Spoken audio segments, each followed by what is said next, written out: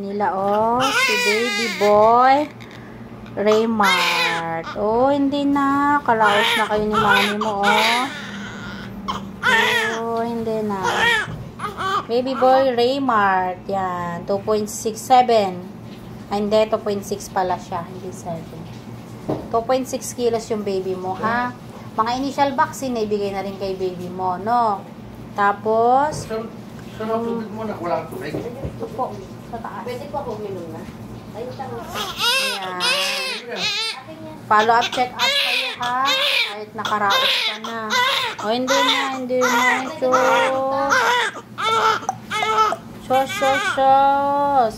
Ayun, ibigay na yung mga vaccine niya. Ilalagay na lang sa baby book niya to, Beno. Ayan, cute ng baby mo. Tahimik nga siya, Wow. Ayan. Hindi na. Okay ka lang? Magsabi ka kung yung mga nararamdaman ka, ha? Nahihilo man, nasusuka man, masakit batok, sinisikmura. Lahat yan magsasabi ka, no? Kasi mag-i-stay ka pa rin naman dito within 24 hours bago umuwi, no? Then, ano ba yun? I-ano nyo na yung sa mga kailangan na needs na iayusin. Tapos, ano ka na? Bago kayo ma-discharge, no? Ayan, congrats, nakaraos na. Karaos na si mami, wala na yung masakit, no? Follow up, check up after 7 days mo, ha? Pero kag may mga danger signs kang naramdaman, pati kay baby, anytime, mag-follow up, check up kayo, no? Ayan, ito naman si tatay, supported na tatay ni Ma'am Angelica. Ayan, si tatay pala ang hinintay, di ba? Hindi na po nila alam. Kala siguro nila, kung pinagalitan mo sa kanila, kala nila hindi mo mahal ka, no? Opo. Ayan nga, Hindi magulang na hindi niya mahal ang anak niya. Totoo yan, tay. Di ba? Supportive talaga si tatay. Tignan mo nga, napuyat din to. Si tatay nagising maaga. Yan. Nag-iisa kang babaeng anak? Dalawa po. Kasi ako yung panganay. Unang anak niyang babae kasi.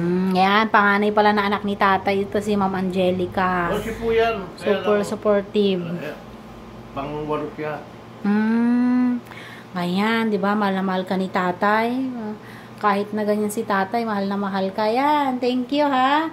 Maraming salamat. First time po mga anak ni Ma'am Angelica sa amin. Pangatlong baby niya. Nagtiwala siya sa amin kasi nakikita niya yung mga feedback. Naririnig niya yung mga feedback na maganda daw, ganyan. Maayos yung serbisyo po namin sa pagpapaanak. Kaya, dumayo po si ma'am sa clinic namin sa Enkalulot Maternity and Line Clinic. Yan.